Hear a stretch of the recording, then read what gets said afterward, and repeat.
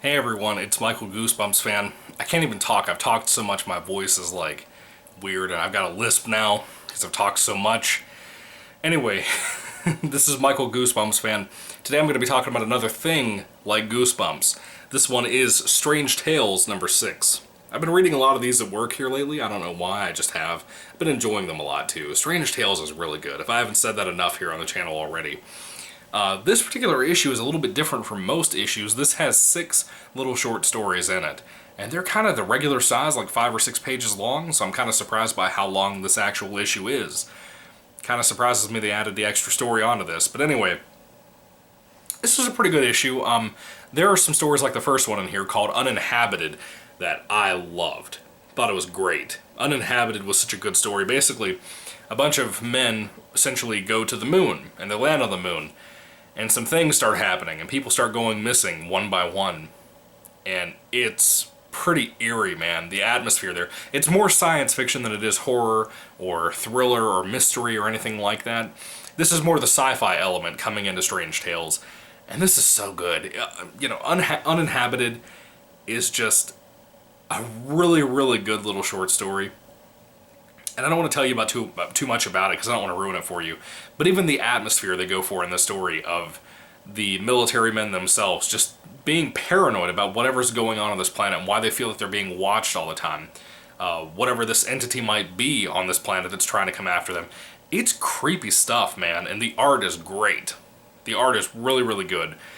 If I had to rate Uninhabited as a short story in this book, I'd easily give it a 5 out of 5. It's really good. It might very well be my favorite of the whole book. As I go through these stories and talk about them here in the video for the review, I'll explain then whether I think it's my favorite or not. I'm pretty sure Uninhabited is my favorite of this whole book, this whole issue. The next short story, it was okay. It was kind of a wacky, wild, funny little story towards the end of it. This is called The Eyes of March. Not the Ides of March, but the eyeballs of March. This was okay. Basically, a man almost gets hit by a bus, like a truck type thing. A police officer saves him. Turns out this man's having a hard time seeing. He broke his glasses on this particular day, and this police officer ends up taking him to this eye doctor that he has to wait like almost 4 hours, I think, to get his glasses, his brand new glasses that are designed perfectly. And when he gets him, he starts noticing some weird things happening all around him. I don't want to tell you too much about it. It's kind of a weird story.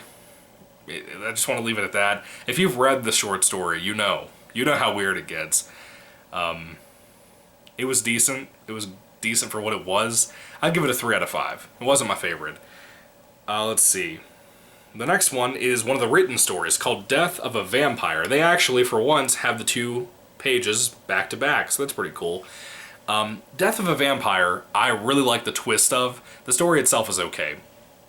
Essentially, there's a doctor. I think he's like German or something. His name is like Dr. Walter von Rudermeister, so I'm assuming he's German. I could be wrong. But anyway, this American patient comes in. This doctor is a specialist when it comes to blood diseases, right? So this patient from America comes in and tells him about how he got this place from his grandmother to go live in, and he has this condition, whatever this case is, he doesn't really know, but he wants the doctor to come with him and kind of, keep up with him and pay attention to him while he does his studies. And there may or may not be some vampire problems in the place. He doesn't really just straight out say that, but it just kind of evolves into that. The twist at the end was really good. I actually really enjoyed the twist. I thought it was pretty neat. If you haven't read the short story, you probably won't like it all that much. If you're not a big Strange Tales type fan or like a Twilight Zone fan or anything like that, if you're more of like a Tales from the Dark Side type fan, I think you'll like this. I think it'll be more up your alley than it would for like a Twilight Zone strictly fan. Anyway, pretty decent story. I would give that story probably a 3 out of 5. It was okay. I didn't love it. It was decent. The next story I really love too. It's pretty close to being my favorite as well, up there with Uninhabited. This one's called The Back Door, and I think the art's really good here, especially in this one, man. Look right here at this panel. How beautiful is that? Essentially, this guy is a salesman that goes door to door like they used to back in the old days. And he ends up, he comes across, he feels like he's put in a bad neighborhood, and that's why he can't sell anything. Nobody wants to spend money in that neighborhood. So he decides to kind of sneak over into another person that he knows is selling in that neighborhood as well. He kind of sneaks over into that territory and goes to a couple of the houses there. The first house he goes to, he just kind of ends up at the back door, right? And he goes in, this guy invites him inside and stuff, and the guy's really pale and creepy looking. I'm gonna be honest with you, the twist at the end of this one is what got me really bad. I thought it was a really surprisingly cool twist. I still don't entirely understand it, but I really liked it, if that makes sense. Some people might call it predictable. I don't think it was. I really liked it a lot.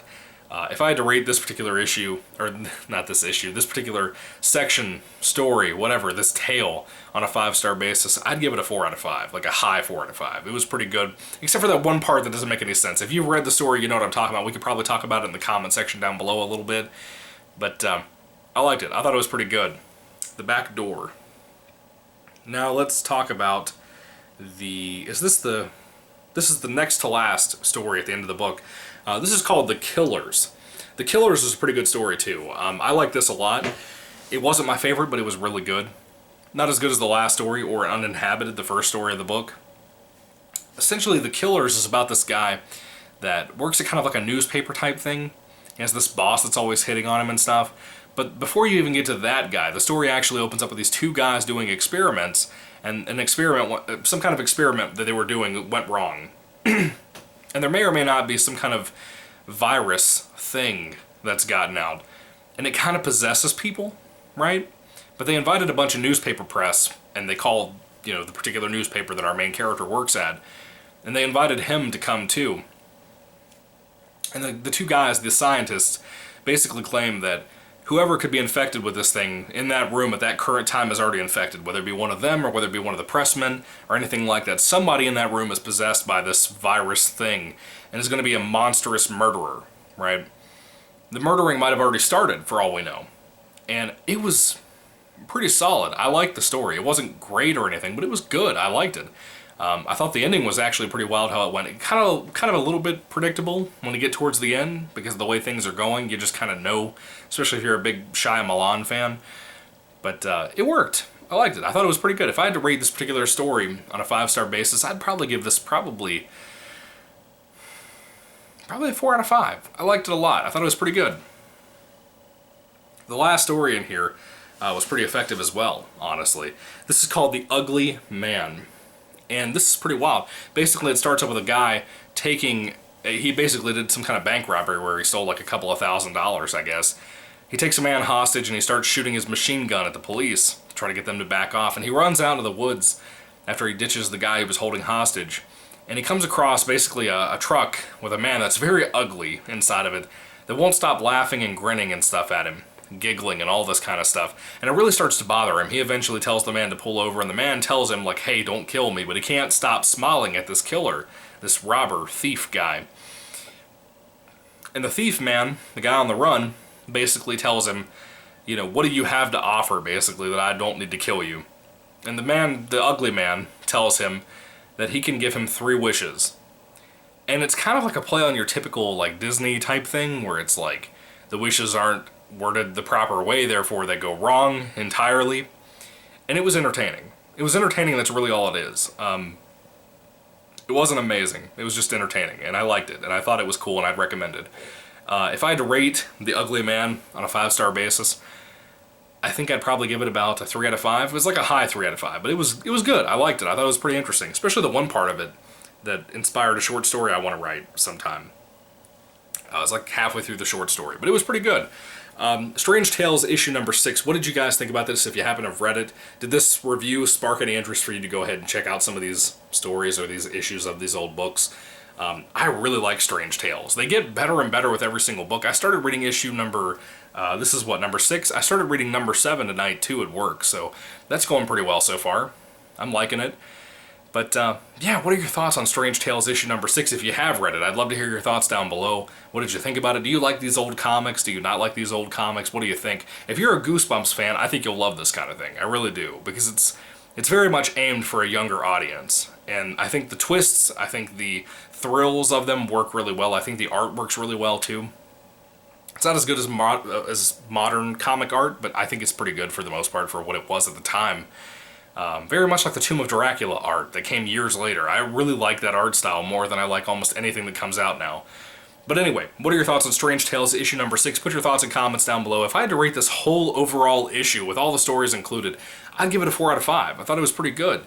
It wasn't amazing, but it was good. Most of the stories were pretty solid here. Anyway, what are your thoughts? Put them down below, guys. Thank you for watching. May the Lord Jesus Christ bless you guys today, and goodbye.